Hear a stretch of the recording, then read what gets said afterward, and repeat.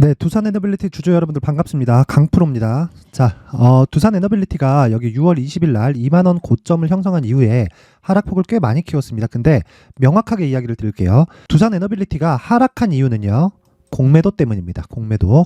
앞으로 무언가 성장성이 부진하다 이런 부분은 전혀 없어요. 전혀 없고, 무엇보다 성장 산업군에 속해 있는 게 원전입니다. 원전. 원전은 친환경이라고 보시면 되고요.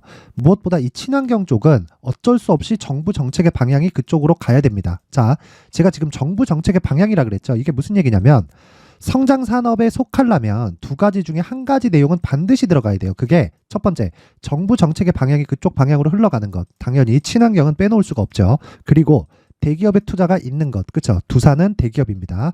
이렇게 이해를 하세요. 자, 대기업의 투자 그리고 정부 정책의 방향, 이쪽 이 두 가지 내용을 같이 포함하고 있다. 무엇보다 원전 말고는요, 효율이 높은 친환경 에너지는 없습니다. 무슨 얘기냐면, 탄소 배출이 나오지 않고 가격이 싸며, 그렇죠? 에너지 효율이 높은 건 원전 말고는 없습니다. 근데 왜 지금까지 배척했을까요? 자, 위험하기 때문입니다. 그래서 그 위험을 SMR로 잡았다. 그렇죠?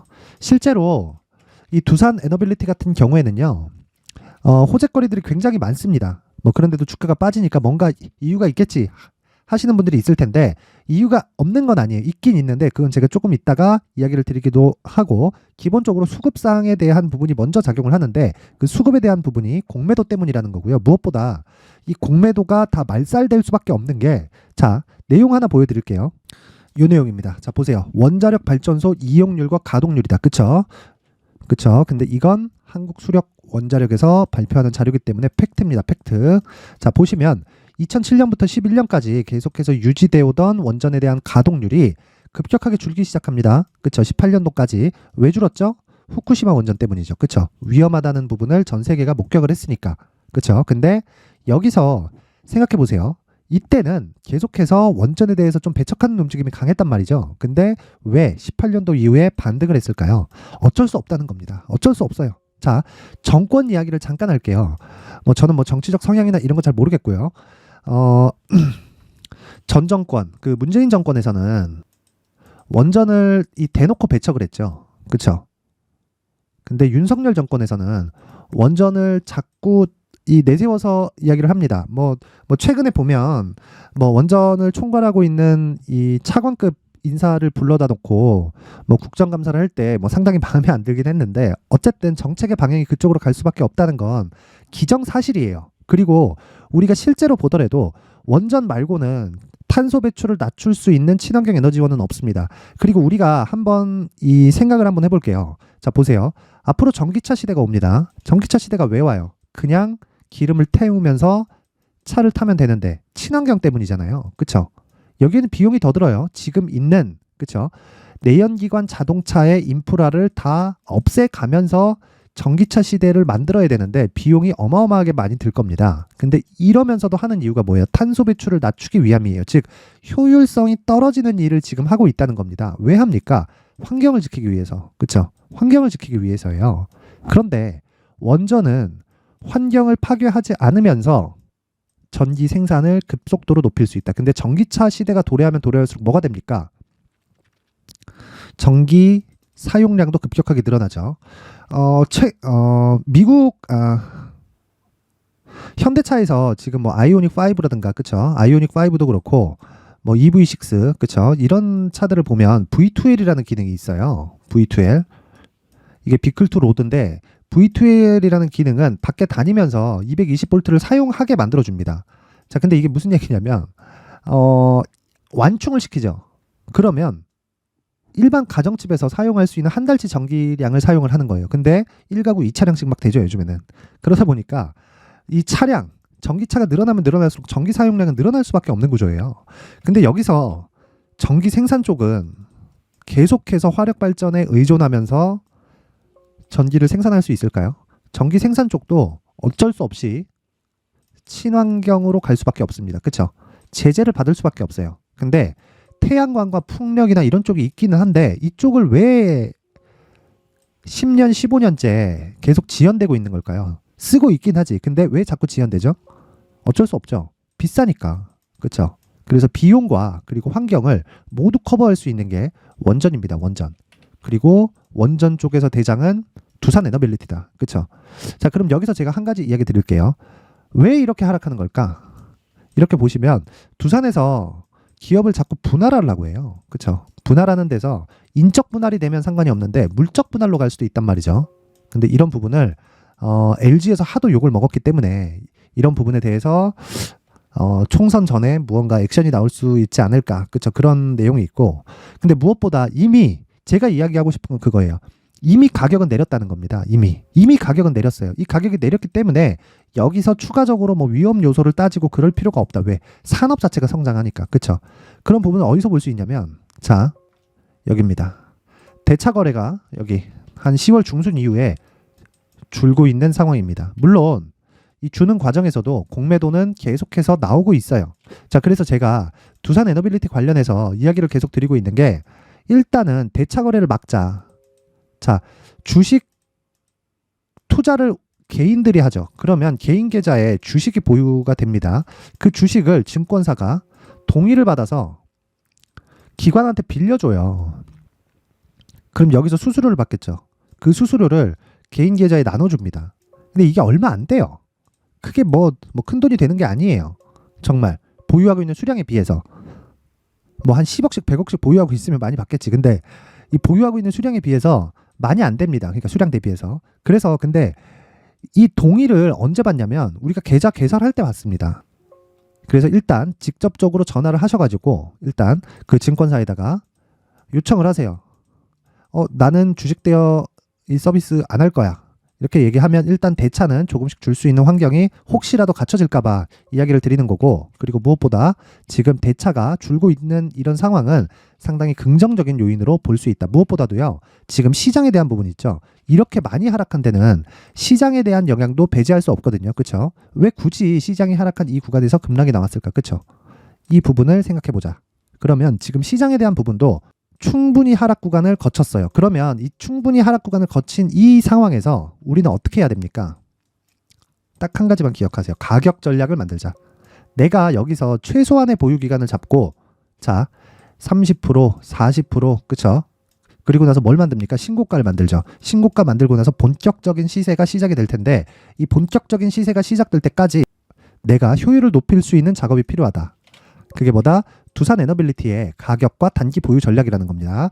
자, 가격은 항상 100번 강조해도 부족하지 않고요. 가격은 항상 중요하고 여기 뒤에 나오는 단기 보유 전략은 뭐냐?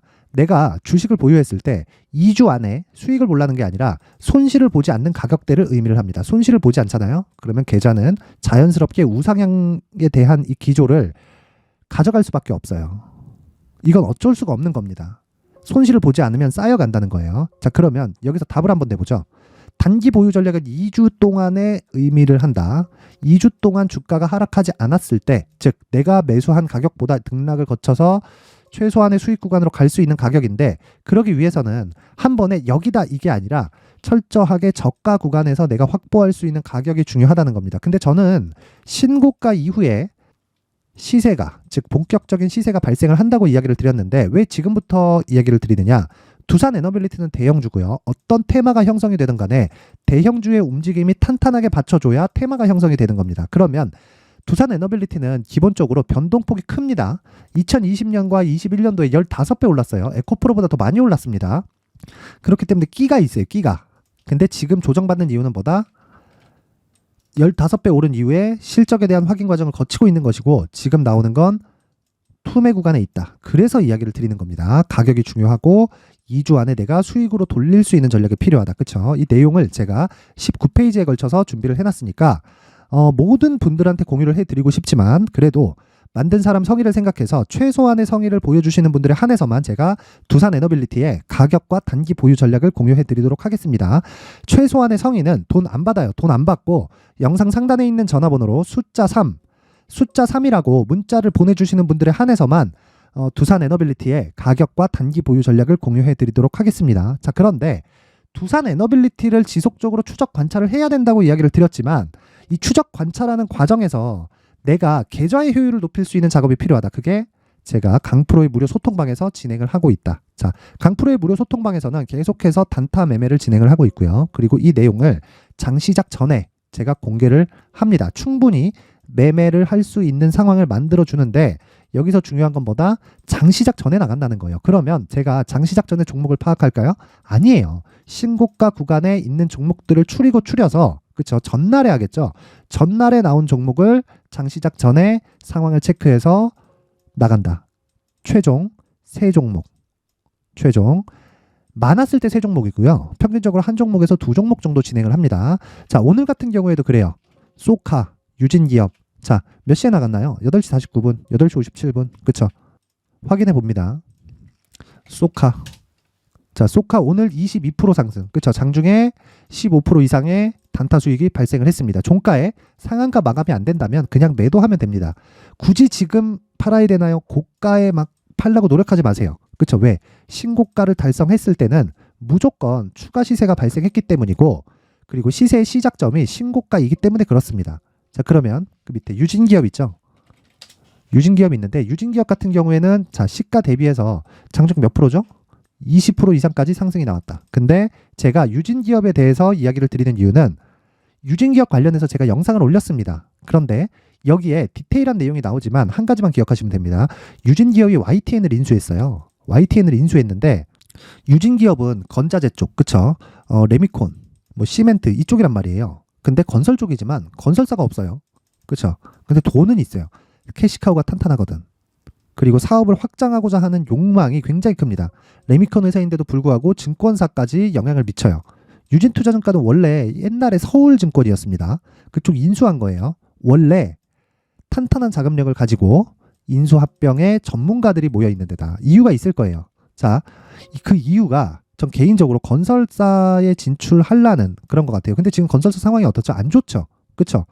금리가 높고 기본적으로 건설사에 대한 이 부채 이 비율 자체는 높은데 이 높은 금리를 감당할 수 없는 건설사들이 아마 꽤 많이 나올 겁니다. 꽤 많이 나올 거예요. 그게 아마 내년 정도가 되지 않을까. 그러면 YTN을 인수해서 충분히 뭐가 되겠습니까? 광고 효과를 누릴 수 있고요. 그렇죠?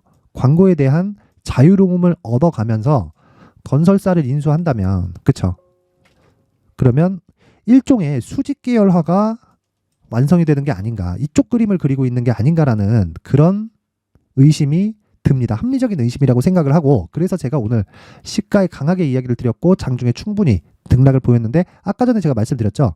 아무리 좋은 내용을 가지고 있다고 하더라도 분봉상, 당일날에는 분봉상에 떨어지잖아요. 음봉 뭐 1분봉, 5분봉상에 음봉이 강하게 떨어지는 내용이 있으면 매도하고 나오면 됩니다. 그래도 5% 이상 수익이 떨어진다. 그렇죠? 근데 상한가 가는 종목들을 보여드릴게요. 상한가 가는 종목들도 지난주 금요일, 목요일, 수요일 해가지고 세 종목을 제가 잡아드렸는데, 자, 내용 보세요. 상한가 가는 종목들입니다. 자, 10월 20일 날 8시 55분 장 시작 전이죠. 그쵸? 이때 S&T 에너지 나갔습니다. S&T 에너지가 나갔는데 S&T 에너지 금요일 날 상한가 마감. 그쵸? S&T 에너지 그쵸? 상한가 마감. 상한가는 뭐다? 보유. 그쵸?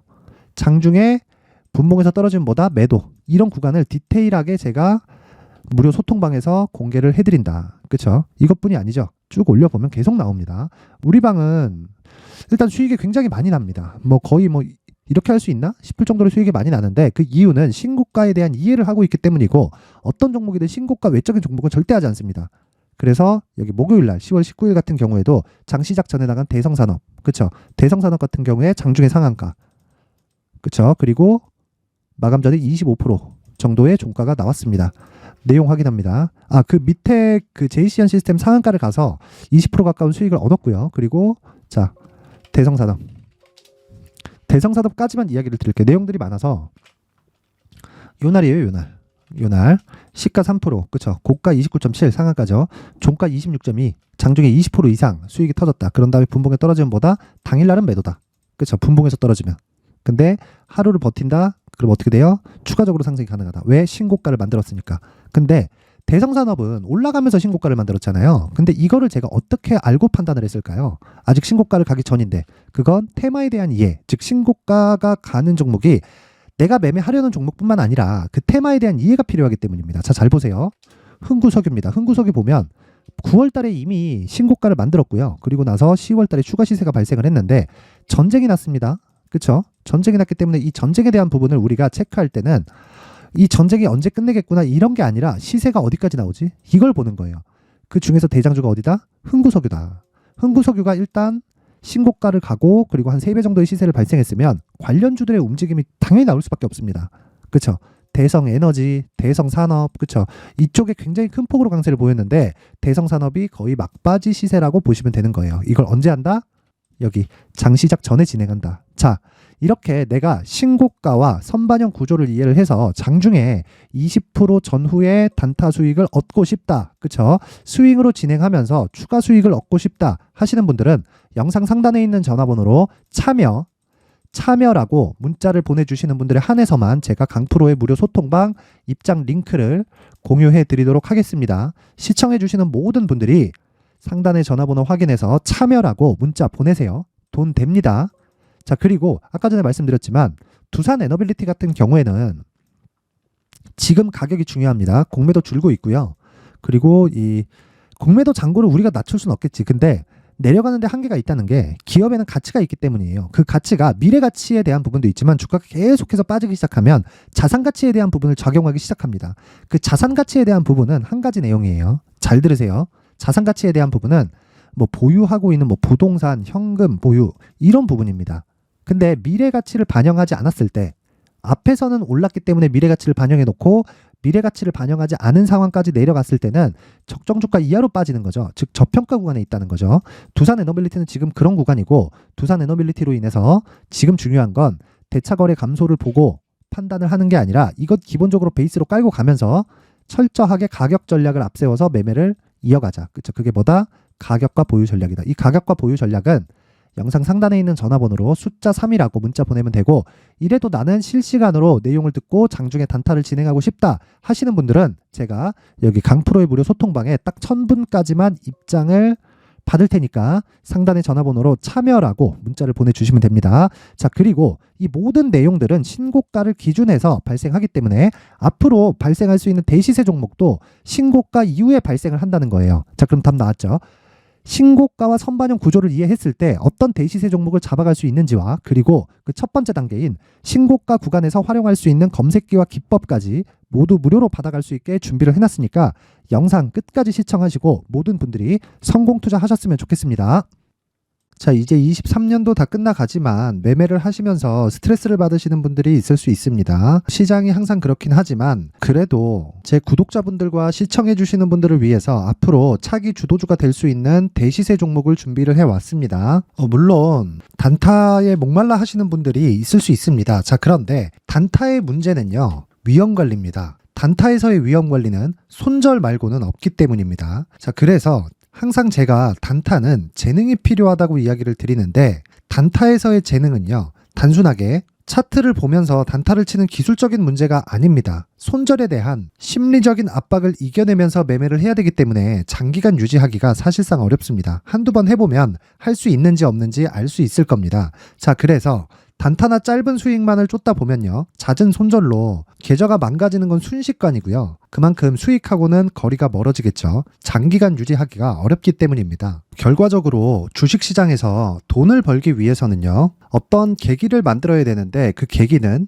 한 종목에 비중을 실어서요, 수익을 보는 것 말고는 없습니다. 쓸데없이 잦은 매매를 하지 말라는 이야기고요. 그리고 한 종목에 비중을 실을 수 있어야 된다는 겁니다. 그런데 이 비중을 실는 과정에서 성장 산업군에 대한 이해가 필요하다는 겁니다. 이 부분을 반드시 기억을 하셔야 돼요. 자, 이런 성장 산업에 대한 구조와 제가 앞서 말씀드렸던 신고가 그리고 선반영 구조에 대해서 이해를 했을 때 이런 매매를 할 수 있게 됩니다.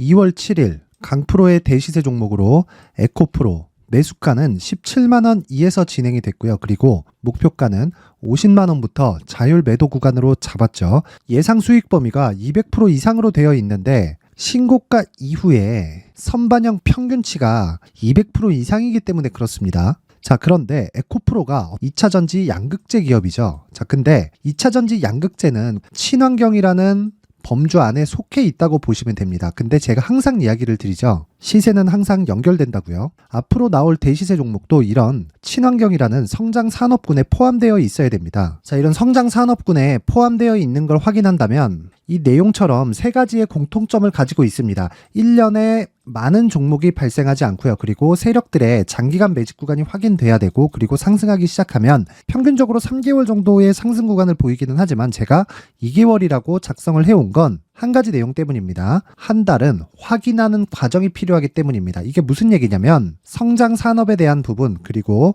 이런 공통점, 여기다가 기술적인 내용을 다 포함을 시키더라도 절대적으로 가격이 우선적으로 반영이 되는 것이기 때문입니다. 에코프로도 마찬가지예요. 이런 내용을 토대로 제가 4분기 대시세 종목을 준비를 해왔습니다. 자, 장기간 하락하면서 최악의 국면을 거쳐왔고요. 이 구간에서 먼저 하락을 했다는 건 앞서 말씀드렸던 내용처럼 고가에 대한 부분이 아니라 저가, 즉 나쁜 부분을 반영한 이후에 신고가를 발생을 시켰다는 건 앞으로 좋을 부분을 반영이 되고 있다는 거죠. 그런데 본격적인 시세는 신고가 이후라고 말씀을 드렸고, 지금은 매물 소화 과정을 보내고 있습니다. 앞서 말씀드린 대로 가격 먼저 분석을 끝냈죠. 그리고 나서는 정부 정책의 방향과 맞는지를 체크를 해야 되는 겁니다. 2023년 대시세 종목인 에코프로도요, 정부 정책의 방향에 맞는 종목이라고 볼 수 있겠죠. 물론 이런 종목들도요, 신고가 이후에 시세를 낸다는 건 반드시 기억하고 있어야 됩니다. 자, 이런 내용을 토대로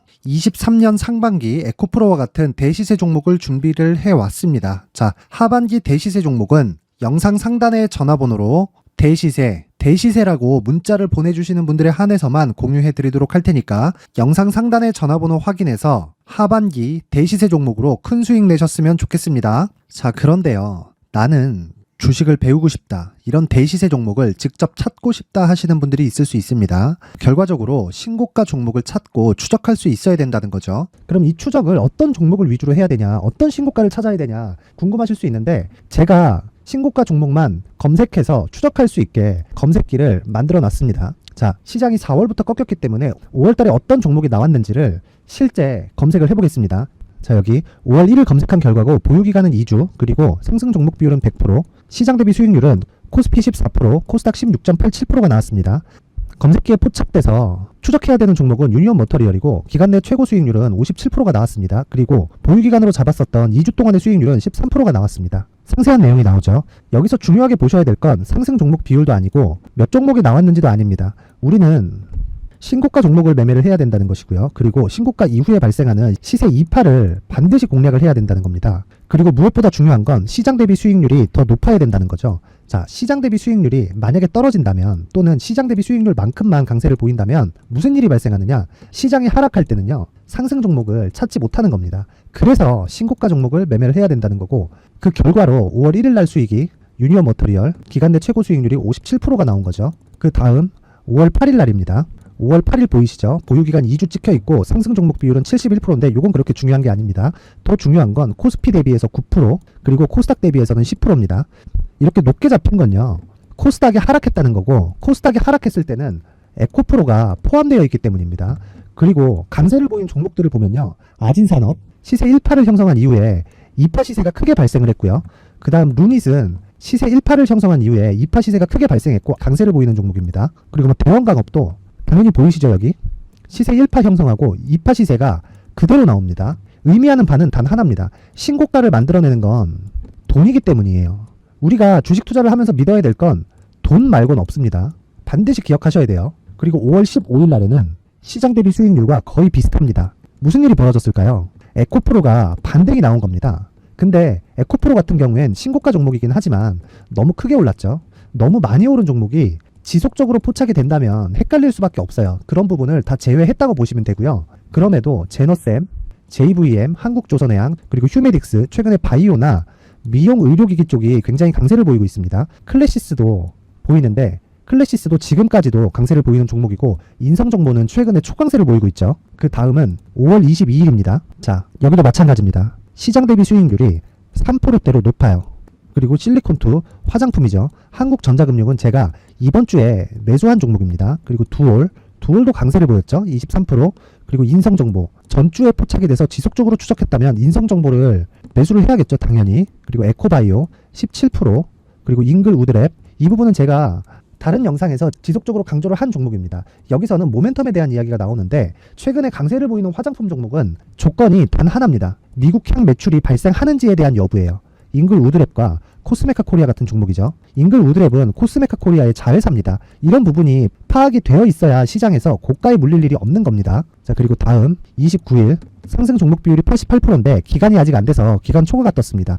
하지만 기간이 되지 않았는데도 불구하고 하나 마이크론 보이죠. 방금 전에 말씀드렸던 코스메카 코리아 여기 보이죠. 벤티움, 치과 쪽 최근에 강세를 보이고 있죠. 조선주 방금 전에 말씀드렸다시피 당연히 강세를 보이고 있고 그 밑에 삼성중공업이 보이고 선진 뷰티 사이언스, 의료기기, 미용 쪽이죠. 이런 부분을 모두 다 검색을 할 수 있는 겁니다. 자, 여기서 검색기 이외에 어떤 식으로 장중에 활용해야 되는지는 제가 6강에 걸친 강의 영상을 만들어 놨고요. 자, 지금은 비공개 처리를 해놨지만 구독자 인증만으로 영상을 확인할 수 있게 링크를 보내드립니다. 구독자 인증은 당연히 무료고요. 구독자 인증 방법은 영상 상단에 전화번호로 문자 3이라고만 보내면 제가 구독자 인증을 해드리고요. 구독자 인증이 되면 말씀드렸던 영상을 볼 수 있는 링크와 검색기에 대한 로직을 함께 보내드립니다. 자, 그런데 정말 중요한 건 시장에서 강세를 보일 수 있는 종목 모두는요, 신고가 달성 이후라는 겁니다.